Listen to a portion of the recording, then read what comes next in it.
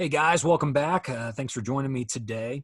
Last time we met, we were lecturing about the impact that the war was having at home, the domestic impacts, and in particular, we saw how people were turning to things like rationing to get them through the war.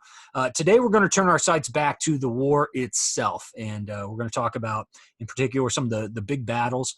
I want to remind you that for the most part, we've been going in chronological order here, but today we are going to kind of take a break from that. I've decided to cover pretty much most of the major Pacific battles in one row, so you can kind of see how that chronologically went forward, and then we'll return next time and we will talk about the major European battles, and we'll see how the war ended there actually first, before the war ended in the Pacific. So this is, I want to remind you that, America was heavily involved in both sides. For the Pacific side,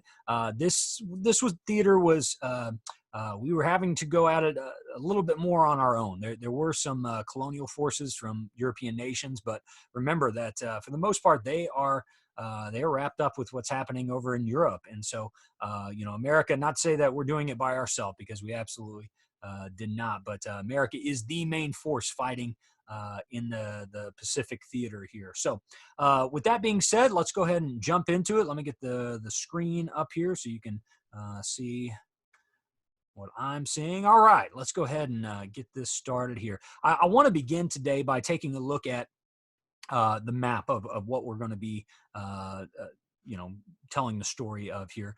So, we got a couple things. Number one, I want to point out where Hawaii is. Everybody find Hawaii. It is basically the furthest island to the right that you can see, with the attack on Pearl Harbor. I think this is a great map that shows you just why Hawaii was such, we just did not expect that Hawaii would be the one to be attacked, especially when we have a number of other military bases throughout the Pacific, including in places like the Philippines and Guam and whatnot. Pearl Harbor, this is really going to become our jumping off point for a lot of this. During Pearl Harbor on December 7th, 1941, remember that the Japanese not only attacked Pearl Harbor, but they also launched attacks throughout the Pacific. This was their main goal, to take out, to have that element of surprise, to take out all resistance as possible.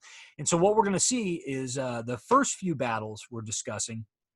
We're going to see up through 1942, that really at the peak of the Japanese Empire, and again, 1942, 1943 is when they reached that peak.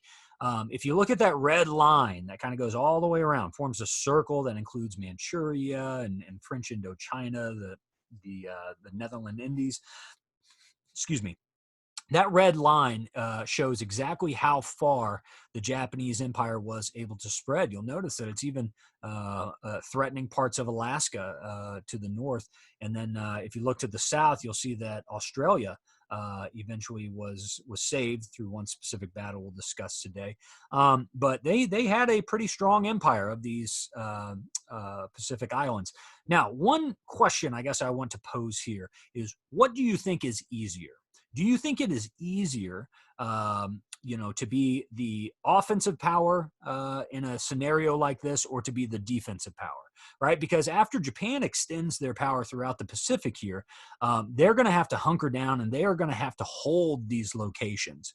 Whereas America is going to be able to pick and choose what locations it wants to liberate and in what order. We're going to talk about the main strategy in the Pacific being island hopping, right? We were able to take all of our forces and concentrate them in one area before we moved on to the next. The Japanese have to spread out. They don't know where we're going. So, just keep in mind, geography plays such a large part in explaining, why nations do what they do, especially in times of war. So with that being said, let's go ahead and jump in and take a look at a specific slide for today. Before we get into specific battles, intelligence is such a major part of every war. And the United States excelled at breaking codes and also creating codes that were difficult to be broken. like I said, the Americans were able to, part of the story today is going to be key moments where we were able to break through the Japanese code. We were able to figure out where they were going ahead of time and eliminate that element of surprise. And same thing with Germany. We're going to break what's called the Enigma code later on. I'll mention that in a second. So code breaking is a very fascinating part of this war, the intellectual battle that is going on at the same time that the physical fighting is taking place. So I guess the two things I would want you to remember from this: on the German side, they did have they actually used a machine called the Enigma machine, and it kind of looked like a typewriter that they could type a message into, and this machine would basically put it in a specific code that could only be decoded by another Enigma machine. So these messages could even be intercepted, and they would be useless because this code was so detailed that unless you had another Enigma machine, it was for naught. Well, we were able to capture an Enigma machine during this war, and we were able to use that to basically predict what the Germans were going to do. And so a key part of our success in the European theater. As for the Pacific theater, one unique thing that America would do is we would use Native Americans in this war to use, in particular, the Navajo code talkers is what they were known as. So I would jot that down. The Navajo code talkers.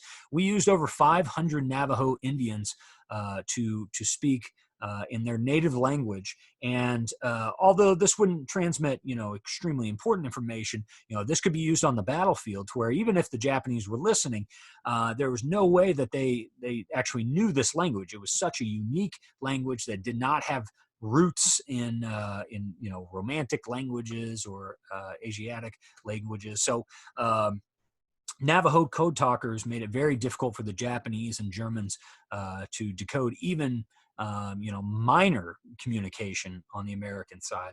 Well, let's go ahead and jump into the Battle of the Coral Sea there. So I'm going to go back really quick.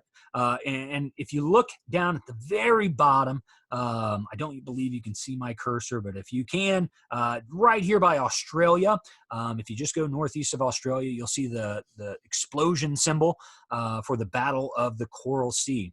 This battle, and again, what you need to write down on your notes is the most important thing about this battle. I'm going to be talking about a lot of numbers, a lot of dates. The most important thing you need to know is I will highlight, I will emphasize, please jot that down because each of these battles played a key role in American success in winning the war. So the Battle of Coral Sea took place in March of 1942. That's pretty early on, right? I mean, we're 4 months out of Pearl Harbor at this point. And the Japanese knew that Australia was a key piece in defending their newly formed empire. And so this was an attack into the south to try and spread their empire southward and eventually attack Australia. If the Battle of the Coral Sea is not won by the Allies, I don't know how this war plays out differently, but it absolutely does. Of course, Australia is going to be a key ally in this war with us to push back and of course, Australia was a British colony at the time. They're going to be a key ally in this. But in March of 1942, at the Battle of the Coral Sea, and the key item here to write down, the Battle of the Coral Sea stopped the southern Japanese invasion. Okay, it stopped their invasion southward, and it also saved Australia from invasion. So, very key battle there, saved the country of Australia, allowed for us to use them as an ally, as a jumping off point, and, really changed the course of the war. Moving down to letter C, the Doolittle raids. If you look at the picture I have on the upper right-hand side there, that is a picture of one of the bombers that was sent as a part of the Doolittle raids. In April 1942, we will launch a series of raids that bomb the nation of Japan. Now remember, guys, in Pearl Harbor, they attacked us thinking that they were going to keep us out of the war for at least 2 years. Didn't happen, okay? In fact, here we are 4 months later launching attacks on Japanese soil. That terrified the Japanese. And although the Doolittle raids and frankly, guys, I mean, this is to me one of the most heroic stories of World War II because um, we were so far out that these men in the Doolittle raids that were flying these planes, they knew it amounted to a suicide mission. In fact, many of them did not come back. Because they were so far out, they had to launch these bombers off of an aircraft carrier, which I don't believe had ever happened in warfare before, if I'm not mistaken. They launched these bombers off of an aircraft carrier, and they were on a one-way mission. These men knew that they were sailing over Japan, did not have enough fuel to turn back. They were basically sailing over Japan, and their goal was to cross the Sea of Japan and crash land into China, where hopefully they would make it to Allied control area. Because remember, the Japanese controlled a lot of northeastern China at this point. And if they could make it to Allied-controlled China, then they could crash land and hopefully survive. But this was a one-way mission. These guys were not coming back. And sadly, many of them never came back. Many of the planes did crash, shot down. But this is such a key moment because for the first time since fighting has begun in 1931 for the Japanese, they are feeling it on their home turf. Right? The Doolittle raids are, Japanese citizens are looking up overhead and they're seeing Americans in bombers. The psychological impact of the Doolittle raids is it's difficult to grasp. So I always love highlighting this because of the bravery of these men who knew that they were basically giving their life for this cause. They knew that these raids weren't going to end the war, but man, this was an important step in moving towards that conclusion. Letter D. Right here, I want you to mark this, star it, Battle of Midway, June 1942. Guys, this is the turning point of the war, and that is what it will say on your test, okay? The turning point of the war. From this point on, what we will have, first of all, this stops the Japanese offensive, okay? And from this point on, the empire's boundaries are going to begin basically becoming smaller, heading back to Japan. They're backtracking from this point on. They are done spreading out. Their empire has reached its climax, and they are going to begin pushing back. Now, the story of the Battle of Midway is a very interesting one. First of all, this was a huge battle. It included some of the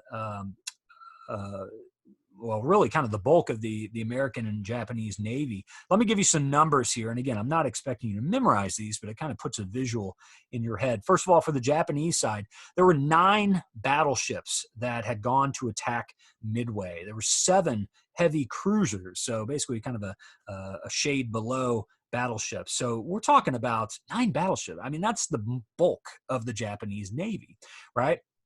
But they understood how critical Midway was in their plan to continue pushing. Eventually, if they were allowed to keep pushing, I have no doubt California would eventually. I mean, they had plans to invade California, so this is a key moment in protecting even our own homeland. Well, the story, and I'm kind of paraphrasing here, this was one of those battles in which intelligence was able to become the key of the day because we knew that the Japanese were about to launch an offensive. We didn't know exactly where it was going to take place.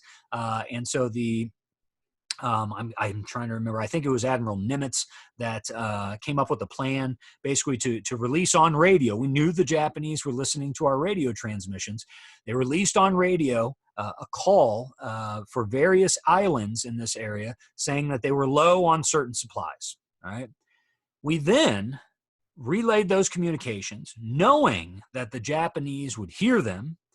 And then we began listening to their communications. Okay, saying because they were using code words for these various islands, island X is running low on gasoline, or island Y is running low on water.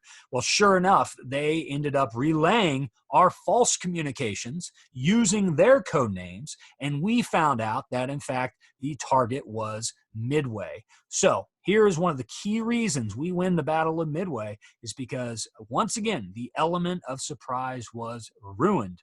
We were able to cut the Japanese off, and we were able to, with different types of, they have 9 battleships, 7 heavy cruisers.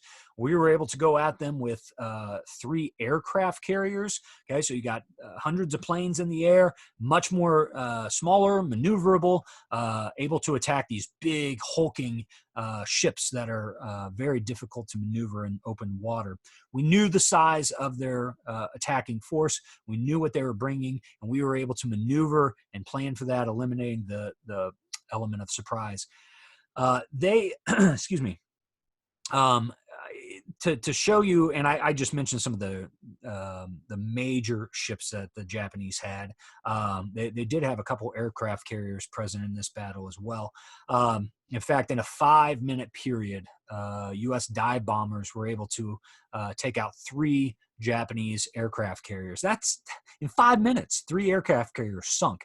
The Japanese are hurting and they are reeling after the Battle of Midway. So literally, they begin reeling back towards Japan, and they're hunkering down on the areas that they have taken. But their empire will not extend any further after Midway.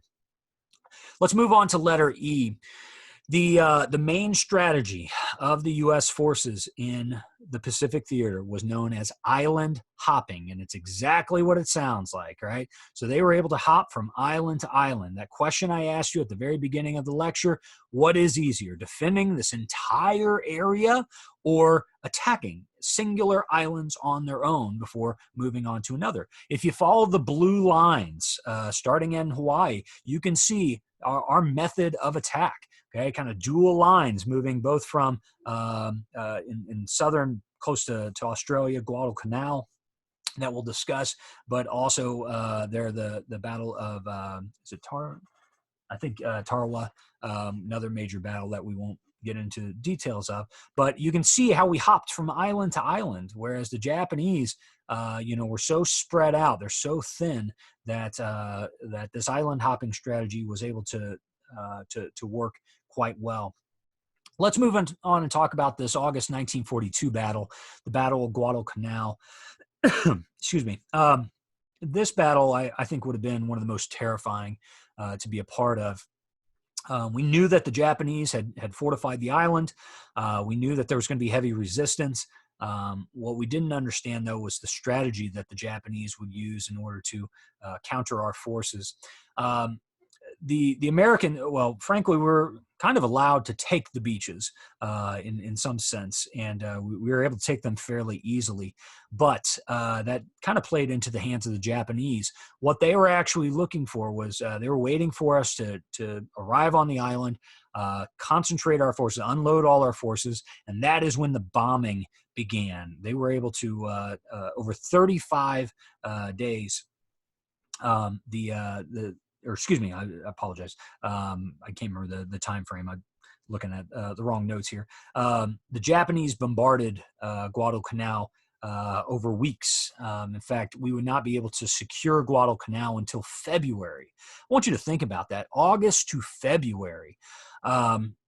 Guys, we started school back in August. Imagine being an 18-year-old kid with a rifle, with a backpack on, and you are on these beaches of Guadalcanal, and every single day and night, just getting pounded by Japanese aircraft with very little places to hide every single day and night till basically now.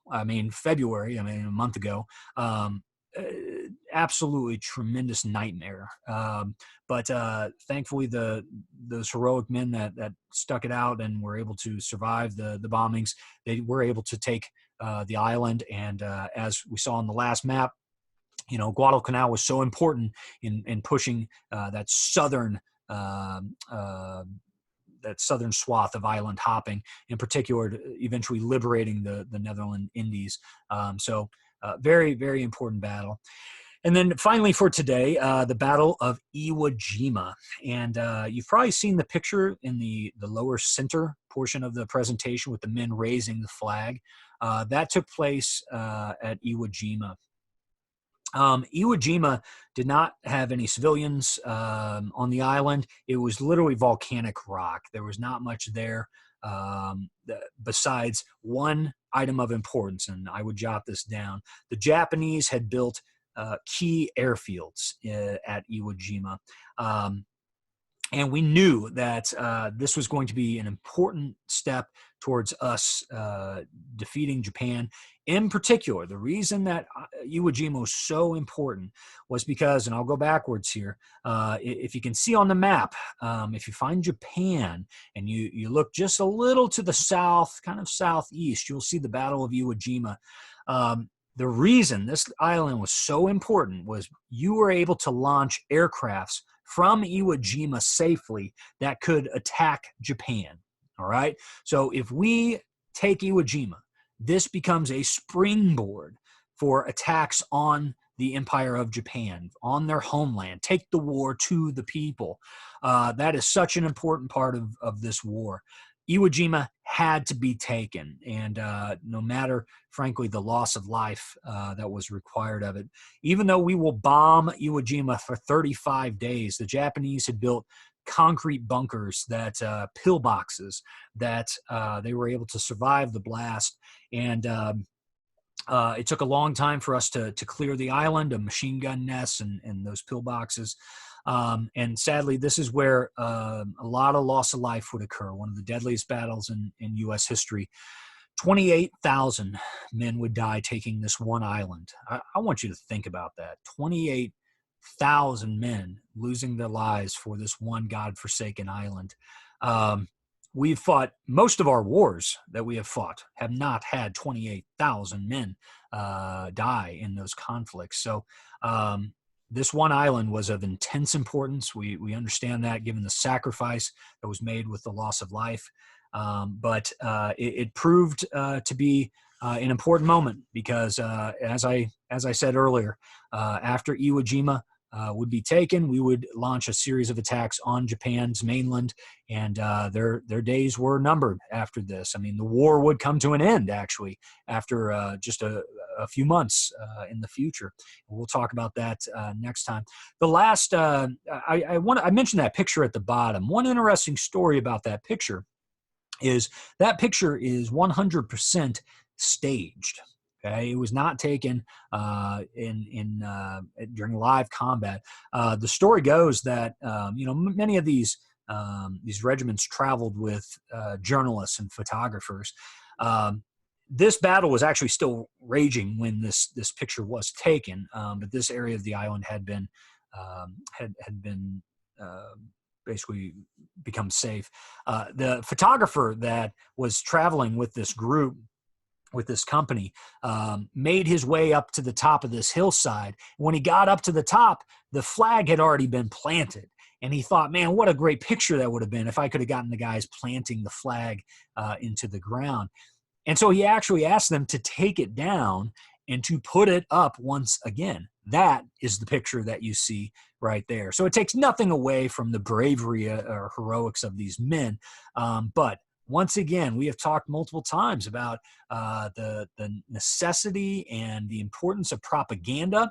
Man, what a great example here, because you better believe that picture was on the front page of every single newspaper in the United States after it was taken and sent back home. And that picture alone probably sparked millions of dollars in war bonds that were being bought from the U.S. government. So, key moments, sometimes even staged, are very important towards the war effort. So propaganda always plays a piece in this. Propaganda can be used for evil, and it can also be used for good sometimes, but not exactly the truth. So anyways, guys, I hope that you enjoyed the lecture today. Next time we meet, we will talk about the war in Europe, and we'll talk about some of the key battles that are raging there at this time. And we are moving closer and closer to the end of the war. I think 2 lectures from now, we'll talk about the droppings of the atomic bombs on Nagasaki and Hiroshima, and talk about what post-war life would have been like. Thanks again for tuning in. And as always, please email me if you have any questions. Thanks.